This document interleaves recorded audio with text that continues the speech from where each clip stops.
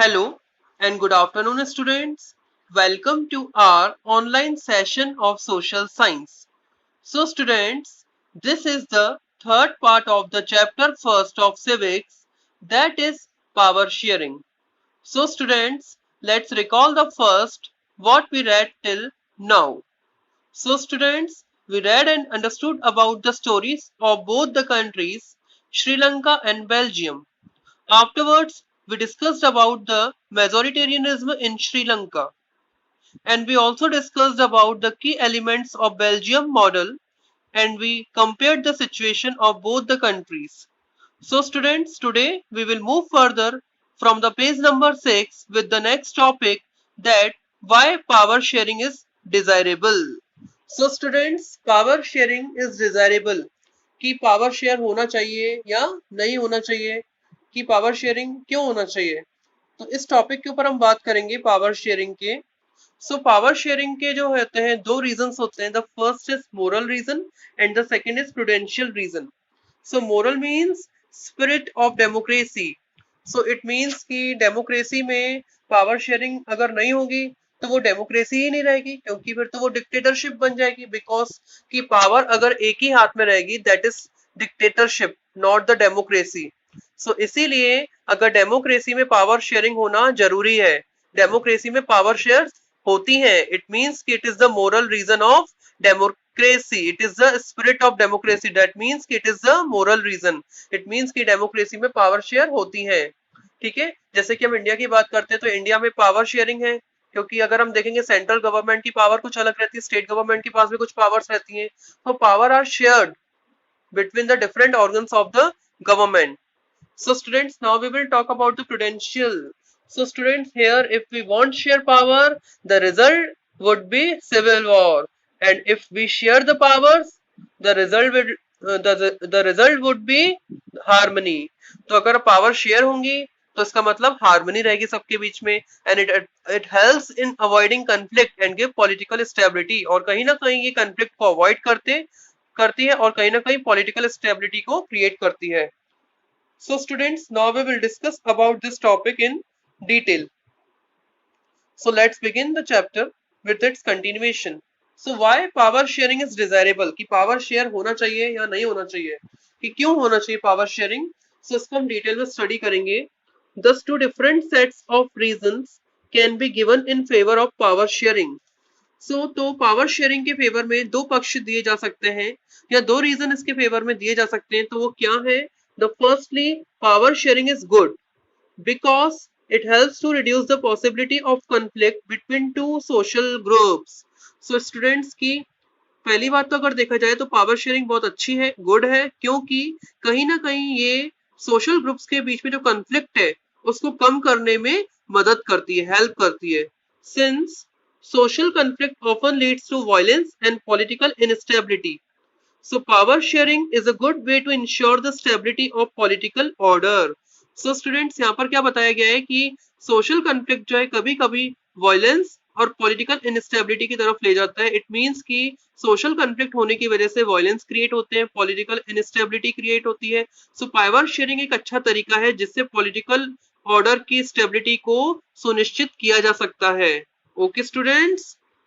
So students, क्या होता है कि कहीं ना कहीं इस वजह से पॉलिटिकल इनस्टेबिलिटी क्रिएट होगी, वायलेंस क्रिएट होगा। तो जैसे कि हमने श्रीलंका में कंडीशन देखी कि वहां पर मेजोरिटेरियनिज्म को फॉलो किया जा रहा था, मतलब मेजोरिटी को ज्यादा बल दिया जा रहा था, कि जिन लोगों की मेजोरिटी होगी, जैसे 74% मेजोरिटी के बेस पर ही सब काम हो रहा था वहां पर। तो हमने देखा कि मेजोरिटी जो था सबसे इम्पोर्टेंट था, कि जो माइनॉरिटी वाले हैं वो मेजोरिटी की वजह से मेजोरिटी जो भी वो सोचेंगे, जो भी पॉलिसी वो लेकर आएंगे उनको फॉलो करेंगे। तो लेकिन कहीं ना कहीं से जो माइनॉरिटी वाले थे उनको बहुत हर्ट फील हो रहा था, तो इस वजह से देखा कि वो लोग रिवॉल्ट कर रहे थे या कहीं ना कहीं एक अलग देश की डिमांड कर रहे थे। तो इस वजह से ये सोशल कंफ्लिक्ट वगैरह जो है वहां पर क्रिएट होने लगते हैं, वायलेंस क्रिएट होने लगते हैं, तो ये कहीं ना कहीं बहुत सही नहीं रहता इस वजह से। तो पावर शेयरिंग अगर होगी तो कहीं ना कहीं ऐसी चीजें गलत होगी, क्योंकि वो एक तरीके से कहीं ना कहीं अपने आप को सिक्योर फील करेगा और अच्छा फील करेगा कि कोई उनके साथ गलत नहीं हो रहा है। तो पावर शेयरिंग जो होता है वो सबसे अच्छा तरीका है जिससे वो पॉलिटिकल ऑर्डर को क्रिएट किया जा सके, और कहीं ना कहीं जो माइनॉरिटी वाले हैं उनको भी कहीं ना कहीं अच्छा फील हो और उनको कहीं ना कहीं सिक्योरिटी फील हो जाए। So imposing the will of majority community over others may look like an attractive option in short run, but in the long run it undermines the unity of the nation.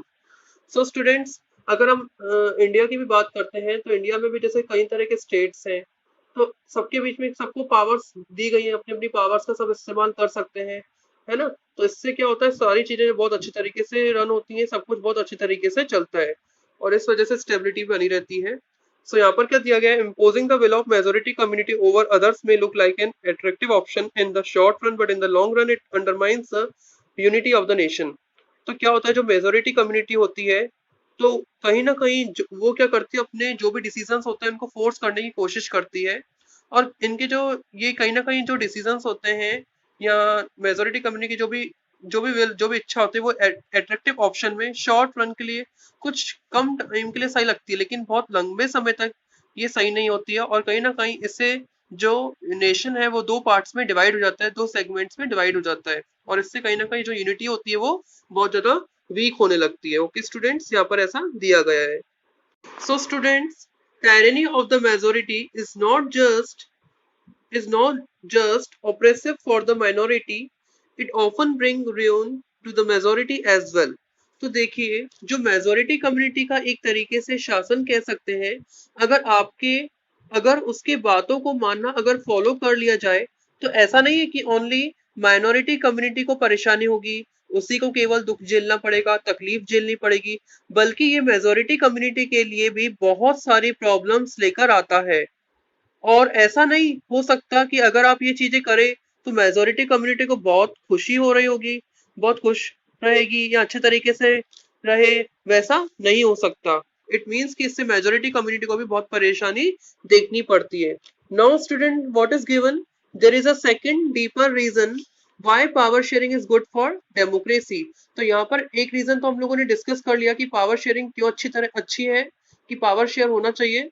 अब हम दूसरा reason, एक deeper reason देखेंगे कि power sharing जो है वो democracy के लिए अच्छा क्यों होता है।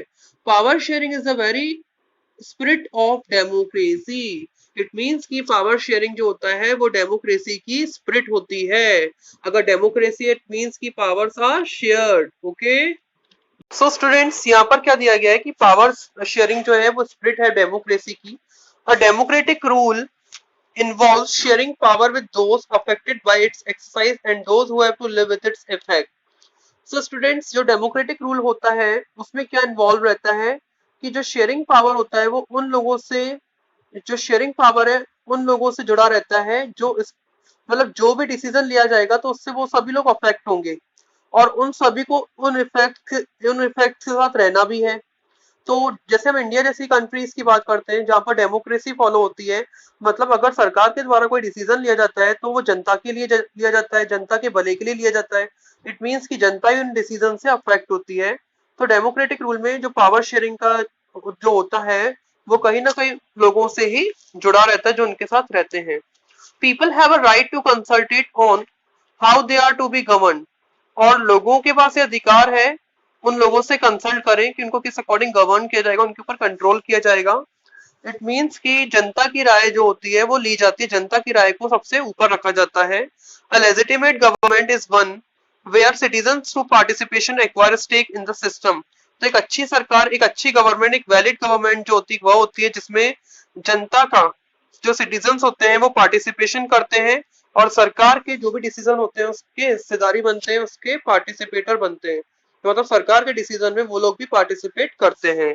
तो डेमोक्रेसी में ये सारी चीजें फॉलो होती हैं, तो इसीलिए हम इसे डेमोक्रेसी बोलते हैं, जब जनता का भी ध्यान रखा जाता है, जनता भी डिसीजन में पार्टिसिपेट करती है। So let us recall the first set of reason, prudential, and the second moral. तो इसी अकॉर्डिंग स्टूडेंट्स हम लोगों ने दो सेट ऑफ रीजंस पढ़े, प्रूडेंशियल पढ़ा जिसमें दिमाग का यूज किया जा रहा है एक तरह से, सेकंड जो है वो मोरल है जो हमने रीजन रीड किया है। While prudential reasons stress that power sharing will bring out better outcomes, moral reason emphasizes the very act of power sharing is valuable.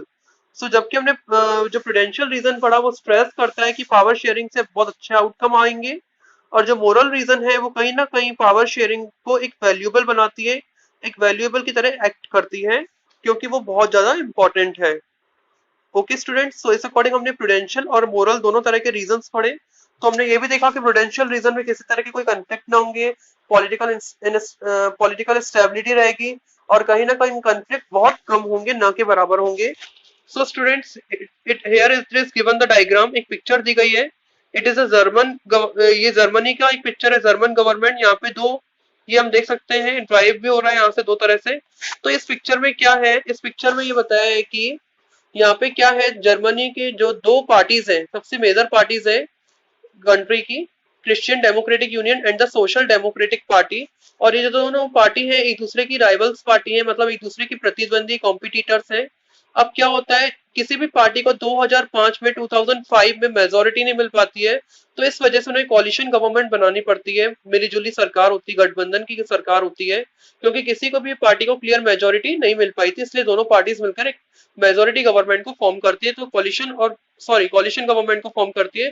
तो स्टूडेंट, हम लोगों को पता है कॉलिशन गवर्नमेंट क्या होती है। जब जब किसी भी पार्टी को पूरा बहुमत नहीं मिलता है, तो दो या दो से ज्यादा पार्टीज दोनों मिलकर जब सरकार बनाती है, तो उसे हम कॉलिशन गवर्नमेंट बोलते हैं। और कहीं ना कहीं दोनों का ही पॉलिसी मैटर्स पे बिल्कुल अलग ही, दोनों का पॉलिसी मैटर्स में कुछ अलग ही डिसीजन है, अलग ही अलग तरीके से दोनों की राय है, लेकिन फिर भी दोनों मिलकर गवर्नमेंट को रन करती हैं। सो स्टूडेंट्स, यहाँ पर जर्मनी के बारे में छोटा सा ये दिया गया है, तो इसे हम रीड कर सकते हैं। It is only just for reading on.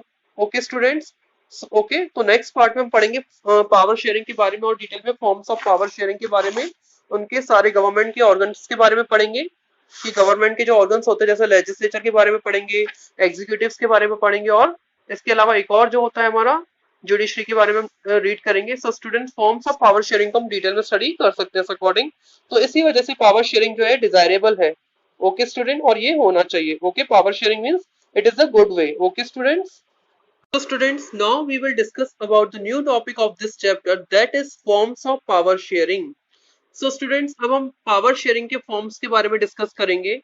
So power sharing के बारे में जैसा कि हम लोग पढ़ चुके हैं पहले कि पावर शेयरिंग किस अकॉर्डिंग होना चाहिए, तो अब हम फॉर्म्स ऑफ पावर शेयरिंग को डिस्कस करेंगे।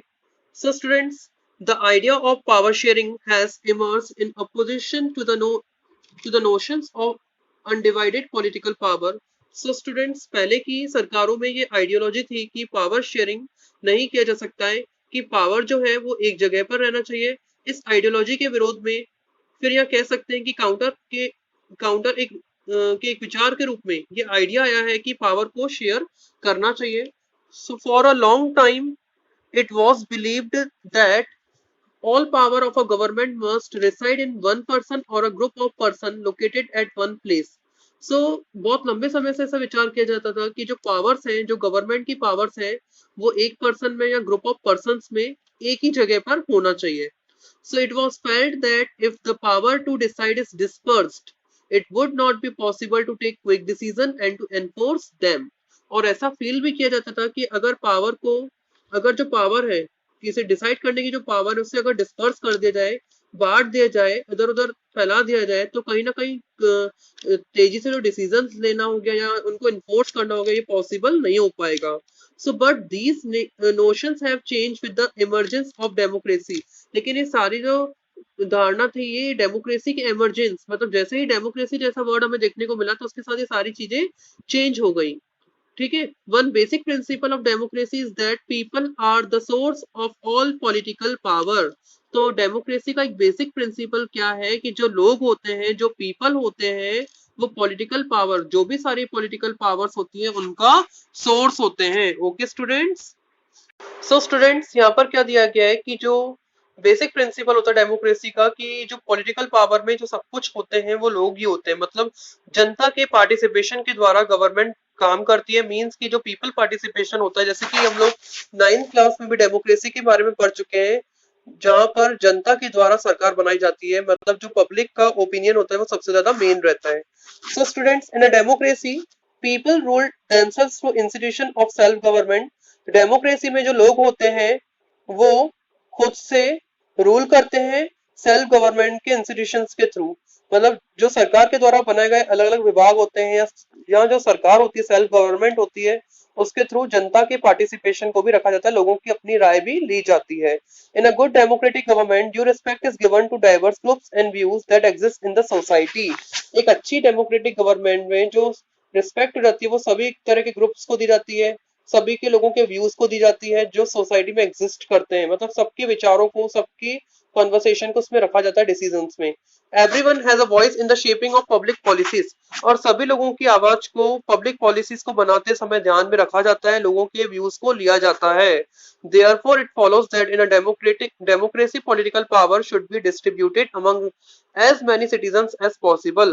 So इसीलिए जो डेमोक्रेसी है वो क्या फॉलो करती है कि पब्लिक पॉलिटिकल पावर जो है वो जितने सिटीजन ज्यादा होंगे, जितने से ज्यादा सिटीजन होंगे, उनके बीच में उसको डिस्ट्रीब्यूट किया जाना चाहिए, और वही एक अच्छी डेमोक्रेसी होती है। पावर्स को जितने सारे लोगों उतने लोगों में डिस्ट्रीब्यूट करना चाहिए, वही एक अच्छी डेमोक्रेटिक गवर्नमेंट होती है। तो डेमोक्रेसी में क्या होता है, जैसे हम लोग डिक्टेटरशिप में क्या होता था, पावर एक जगह रहती थी, लेकिन डेमोक्रेसी में ऐसा नहीं होता है। डेमोक्रेसी में जो पावर्स होती है वो डिस्ट्रीब्यूटेड होती है। क्या होती है डेमोक्रेसी में, पावर्स जो होती है वो शेयर्ड होती है, मतलब डिस्ट्रीब्यूटेड होती है काफी सारे लोगों के बीच में।